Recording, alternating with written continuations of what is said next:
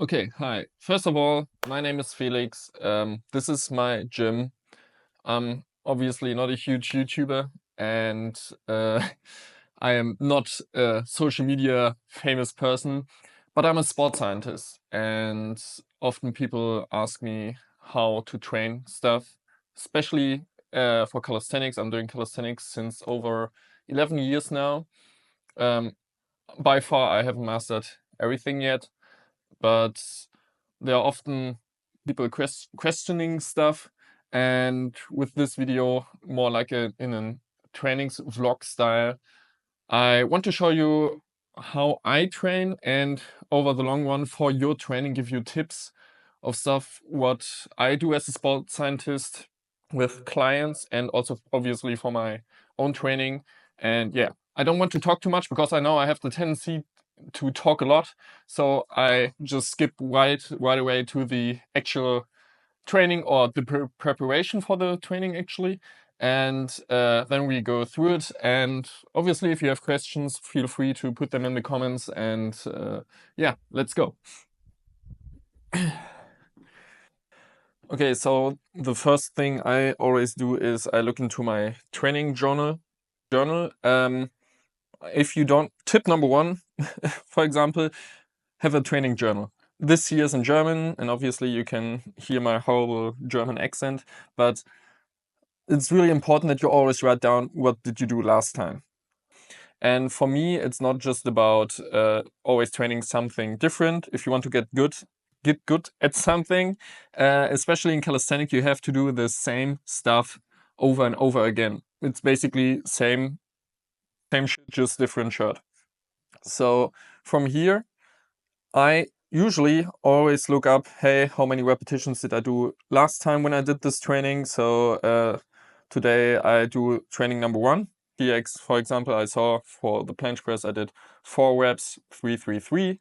So today my goal would be to execute 4, 4, 3, 3, 3. So I want to increase it by 1 repetition. So just that you can see it, 4, 4. So it's 4, 3, 3, 3 I did last time. I want to get it to 4, 4, 3, 3 today. So I have a progressive overload, not in terms just not just in terms of weight, but in terms of repetition. So I will adjust everything, and then yeah, I will upload everything to my workout device.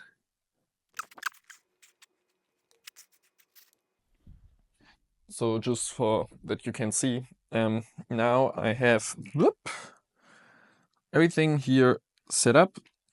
Obviously, this is Google Drive, and this is something I have for my own. So I set everything up for today. So this is the entire workout. I copy it for myself. You don't have to do it this way, obviously. You can also just use a notebook or something, and then I can post it under this. And skidam, this is my workout of today. I'm gonna shove onto an iPad. This is also something, obviously this isn't necessary. It's just in our gym here we are using these to have your workout all the time with you, and to, should I say, yeah, keep track of everything.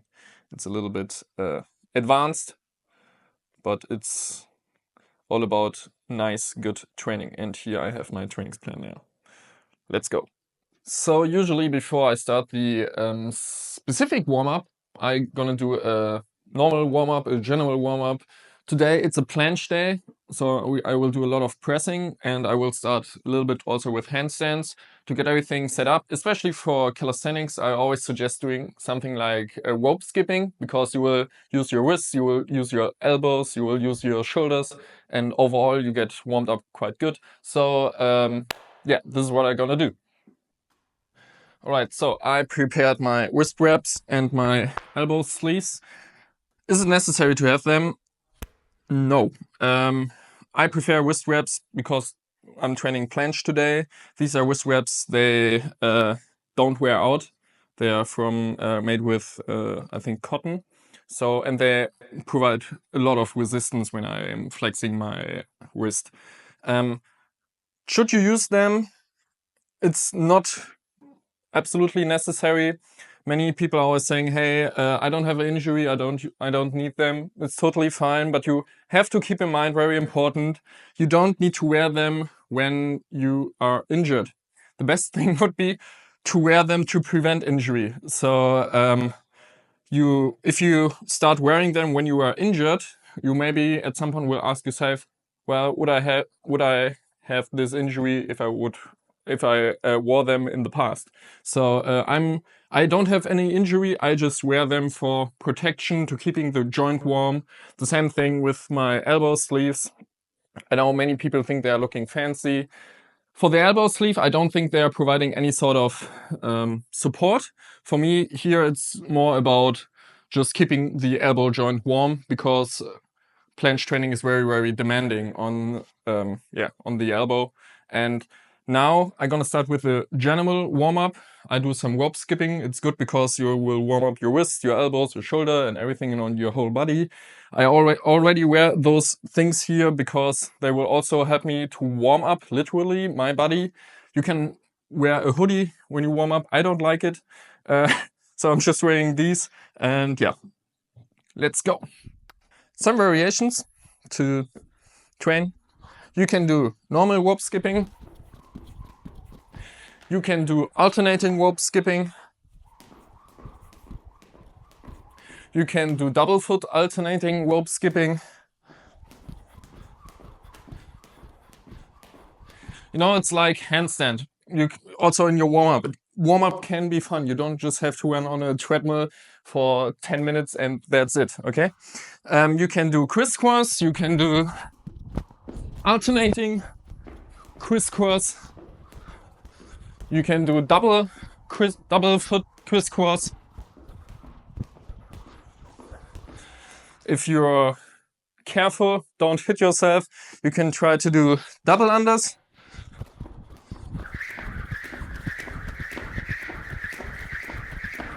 And if you want to train something specific and challenge yourself quite a lot, you can try to do double unders crisscross. Actually, this is actually possible. I just recently learned them.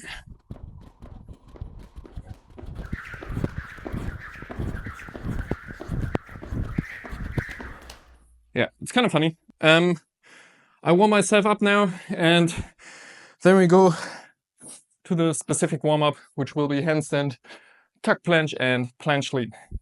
Okay, so now I'm warmed up now. I'm gonna start with the handstand. My suggestion here is to take off your shoes, if it's possible for you. If it's not possible for you in your gym to run one-on-one in socks, then keep them on. I like to don't wear shoes during the training, especially during handstand training, because when I'm standing like this, I have basically a leverage way beyond 2 meters. And when you have a leverage of 2 meters and put 300, 400, 500 grams at the end of this leverage, it can be really crucial in your handstand if maybe your shoes are the reason you're falling over, because the leverage is too big. So it's not obviously a leverage where it's completely horizontal, but still, these few grams can be the reason why you are falling over. I'm gonna do the handstand on the parallels and on the floor. I train both, because when you have the tendency to train one of the two things too much, you will get obviously bad at the other. So I just do both. I will do stands, I will do presses, I will do handstand variations. If you want to get better in balancing your handstand, always bring in variants. This can be something with your feet, with your hands, anything. And you just need to challenge yourself. You will get better in handstand by training variations. So one question many people ask me as a sports scientist, or in general for any exercise at some point, is it bad to have a banana handstand? For example, like this. Yeah, it depends.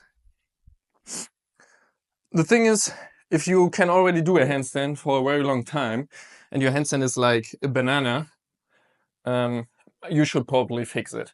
So if it's a little bit dependent on your shoulder mobility, so when you get your hands only until here, but the floor is up here, obviously you need to do this. So over the long run, you want to fix it.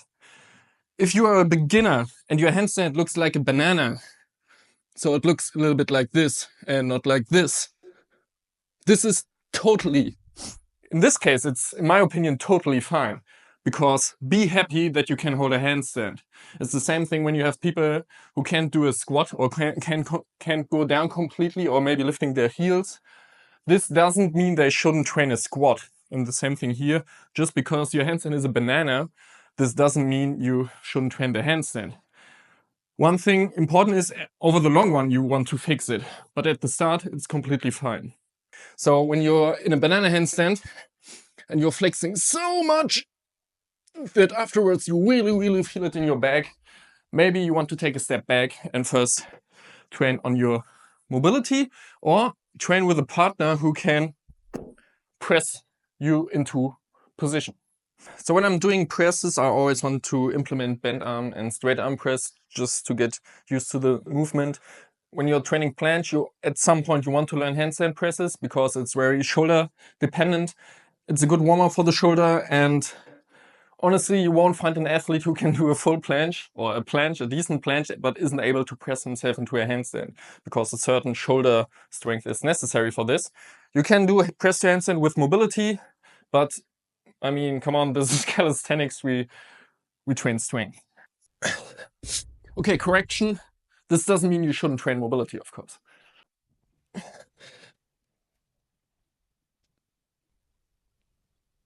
Okay, so after I warmed up now with the handstand specifically, so my shoulders are now really warm, I'm gonna start with a few starting exercises for me. Okay, tuck planche it is. If you don't have a mirror, get yourself a mirror. They're amazing to check on your form. For example, I know I have the issue that I don't straighten my arm completely. I can overflex them, as you can see. And because of, how should I say, self-care, I tend to do this. And with the mirror, I can really see myself and on how I execute. And not just with video, I can correct the exercise while doing it. When I film it, I have to finish the exercise, afterwards check it, and then try it again. With this, I can try to fix it immediately. So I'm gonna do a tuck planche for 10 seconds, really easy. And then we are gonna continue with the specific warm-up.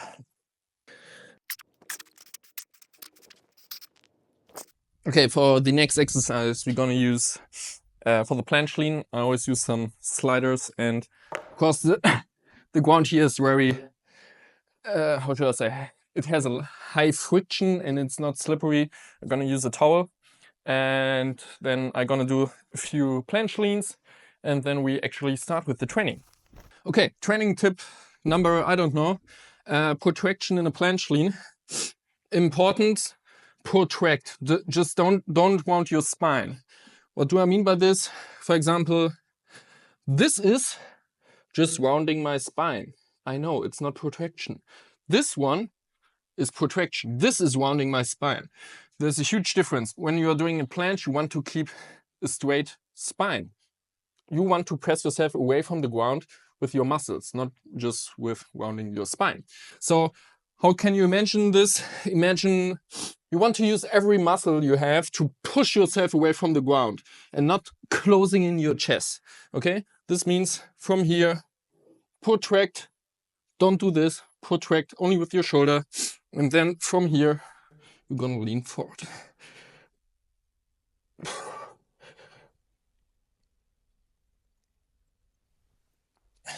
And that's it.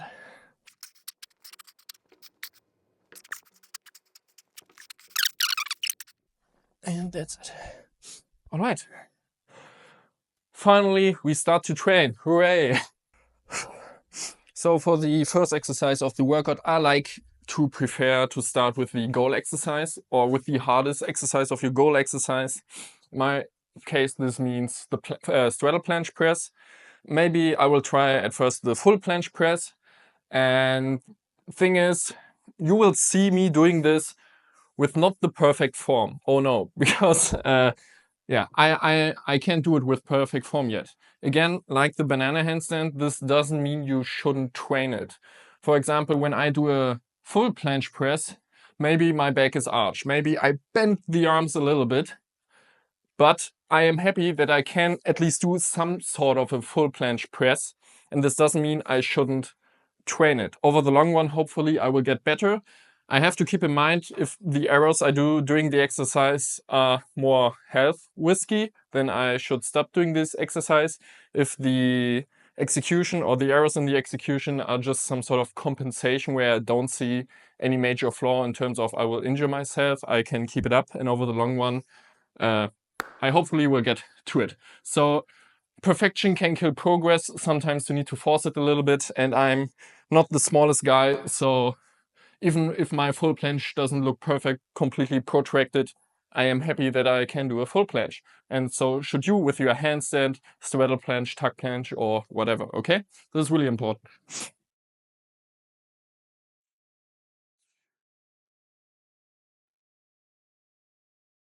So as you saw, obviously it wasn't the perfect form. Still, I'm gonna train it because I want to get to it, and I'm happy that I somehow more or less can do it. Later I will do other variations that will make it easier. Okay, next I'm gonna do the straddle planche. It's obviously way easier than a full planche press, and still again, if I compensate a little bit with my back, I'm totally cool with it, and you should also be totally cool with it. A little bit compensation is completely fine. Not everybody is a pro athlete. And obviously, you should always aim for best execution, but sometimes, yeah. So I don't want to recommend that you always doing exercises wrong. I just want to recommend you that you consider, is this flaw that I have in this exercise really something that will bring my health at risk? Or is it just something that over the long run will correct itself? Okay?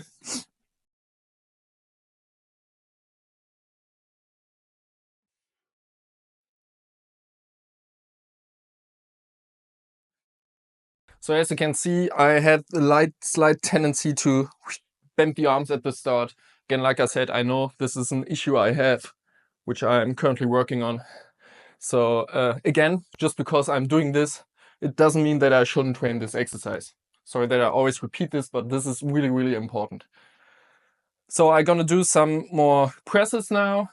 You can consider this at the start of the training like Olympic weightlifting. They're basically just doing 1 or 2 reps and that's it, and then take a long break. This is what I'm gonna do now at the start. It's a little bit boring, and now I'm gonna skip to the next exercise after this, or else this will take ages.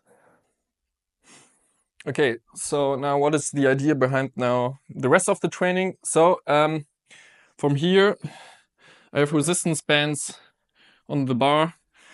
What height is this? It's on the height that I can basically touch it, so it's not super high. This means even this resistance band is quite thick, and this is a little bit thinner, the thick one.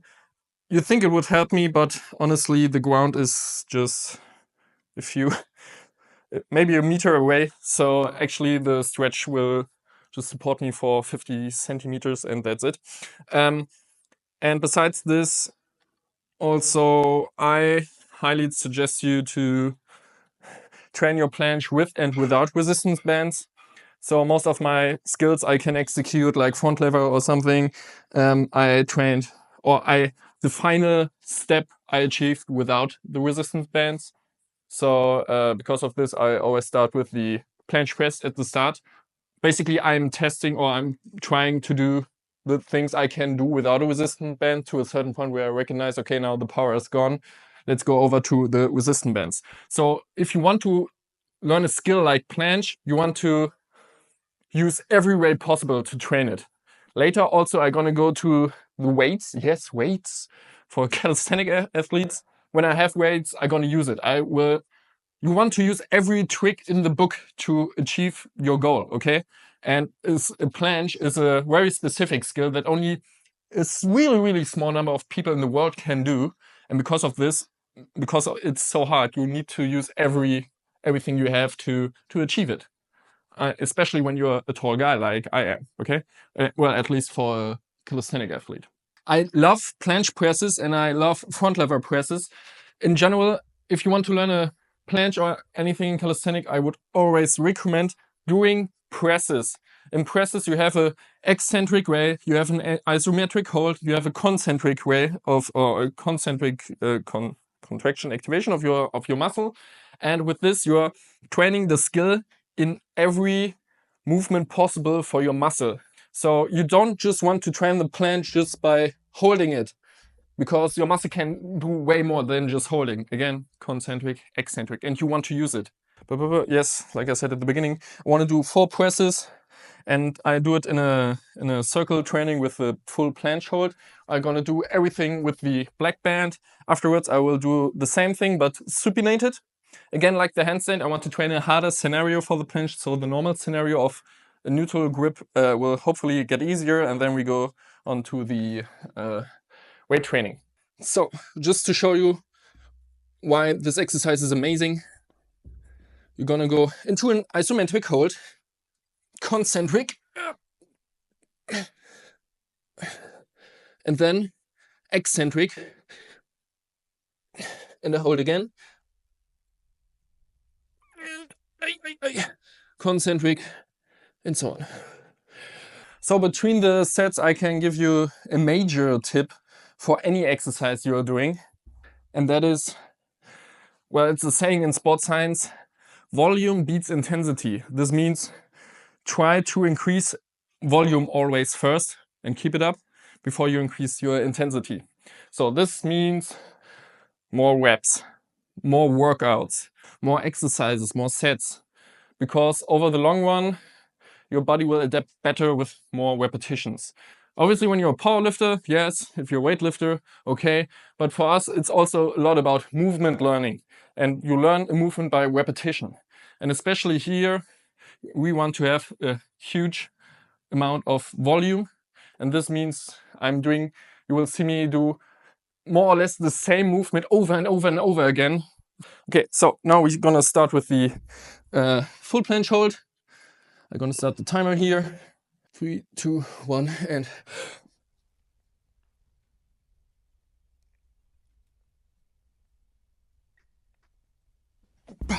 okay, 8 seconds. Now I'm gonna switch this up to the planche press, to the full planche hold for 4 sets, and then we continue with the other exercises. I'm gonna skip here unless some sort of tip comes to my mind that I can tell you guys. Actually, there's a tip. There isn't this one way to get the planche. So when you hear some people on the internet, on YouTube, telling you use these 5 exercises to learn the planche, sadly, it's a bad message, because there are several hundreds of exercises you can do. Even a normal push-up can be an exercise for the planche. And there are many ways to learn it. A lot of people learn it via handstand push-ups. Again, you won't find a person who can do a full planche but isn't able to do handstand push-ups. There are people that don't train handstand at all or handstand push-ups at all and still can do a planche. Then there are people who are really small and they just learn the full planche via leaning forward, and after a few months they just magically can do it. So there isn't this one right way. This is really important. And also the training I'm doing today, it's one of many trainings I do for the planche.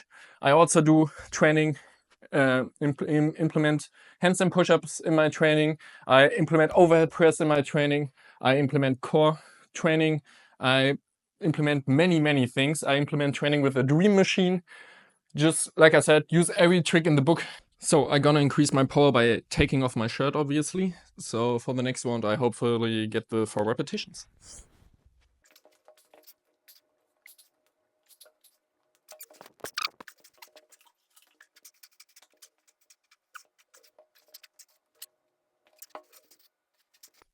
So by writing down my repetitions, I know, for example, for next time, it's still my goal to beat those 4 reps and again 4 reps. Like I said, today, somehow it's a bad day to do repetitions. But just to point out the importance of a training journal, I now already have a goal for the next training on what I should do. And this is really important. You always want to come to your workout with a plan. Not with a workout plan, but with a plan of something you want to beat, you want to achieve today.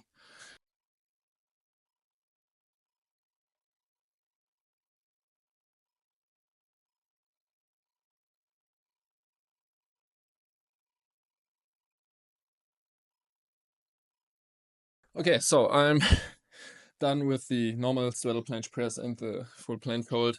As you can see, not everything is perfect, which is completely fine. Everything I did was in some sort of radius where I would say I don't hurt myself. Now I'm gonna go to a more or less accessory exercise, and what I'm gonna do in my training now is supinated planche. And you may be asking yourself, why do you do this? Supinated planche is just I hate it. I do it because, like I said, I'm very aware of my weakness of straightening my arms, and obviously I can train it with planche lean, yes, but in a planche lean I recognize it's totally fine. I can keep my arms straight. I tend to bend my arm when the pressure gets really, really high, and with the supinated planche, I just want to condition myself in the planche position to straighten the arms more. For this, I'm gonna use the stronger resistance band so I don't hurt myself. Again, for me, I know because even in this position, I will have a way higher tendency actually to flex my arm. But again, it's always depending on the scenario. What I'm doing here is actually training a scenario that is for my elbow harder than the actual planche. And the idea behind this is when I can do it here, even with a better resistance band, with a stronger resistance band, I will be way better at the normal planche to keep my arms straight. Let's get to it.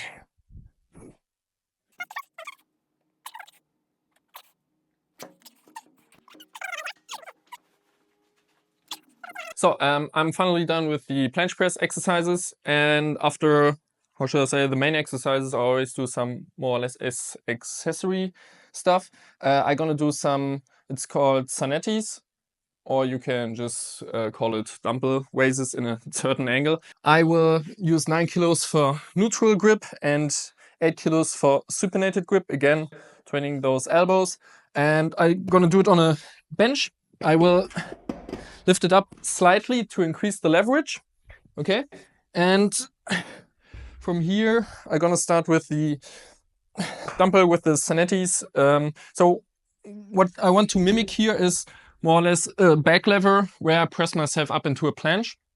I will do midway a slight stop in a Maltese angle. So it looks a little bit like this.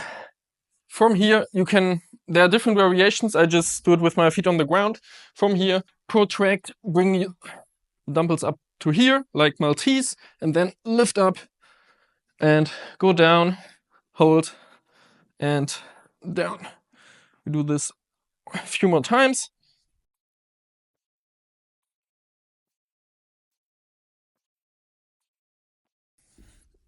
Okay, and again, when you're thinking, hey, this isn't a bodyweight exercise, that's true, but you want to learn a planche, you want to use every trick in the book to get to the planche, and if necessary, use weights, because for most people, the shoulder is the weak point, and with this, we can target specifically the shoulder.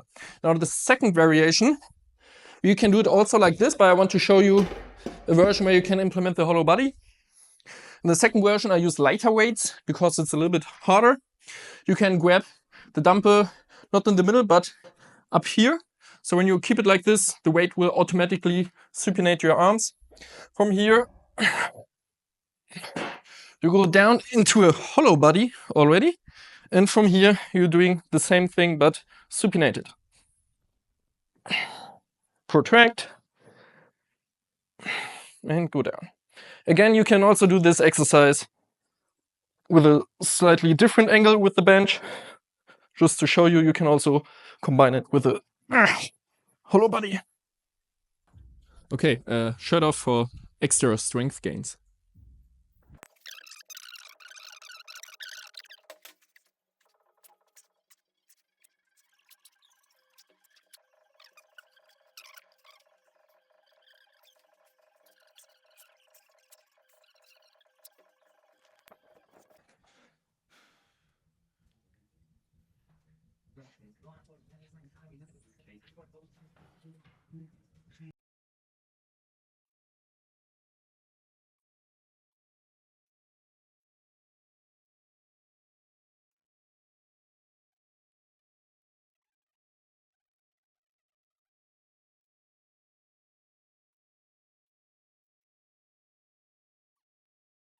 Okay, so mobility-wise, I prefer always doing the exercises that actually stretch the muscles you just used in your workout.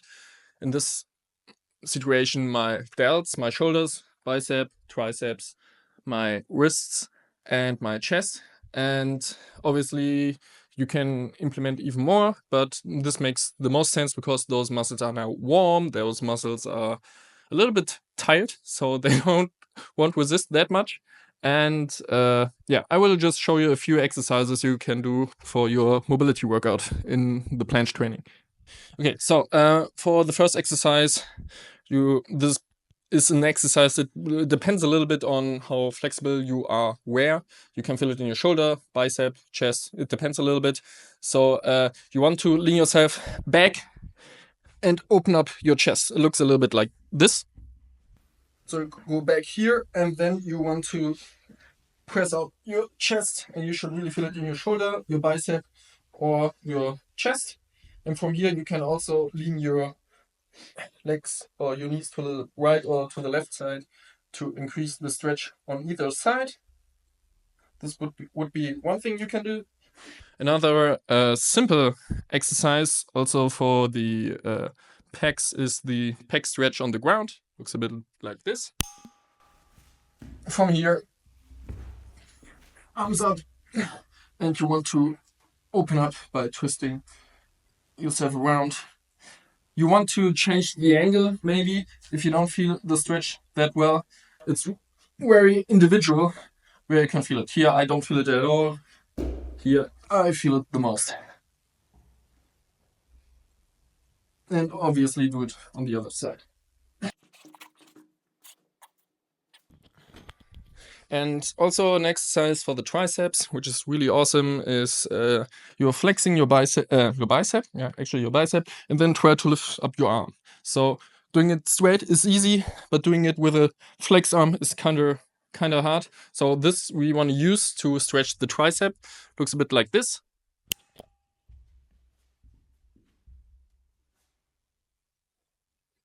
And on the other side, obviously.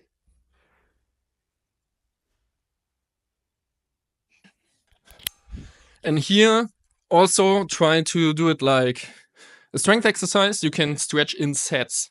This means you can do 30-second hold with the pec stretch and then do this 3 or 4 times. With this, you will create really, really good mobility and not just doing it once, because just doing it once for 30 seconds won't have a huge impact. And that's basically it. So this was just an example training with a few tips. If you have more questions, you can write them down in the comments. And you can also suggest some subjects. I don't care. Just give me an idea and I try to make a video about it. Okay, see you soon.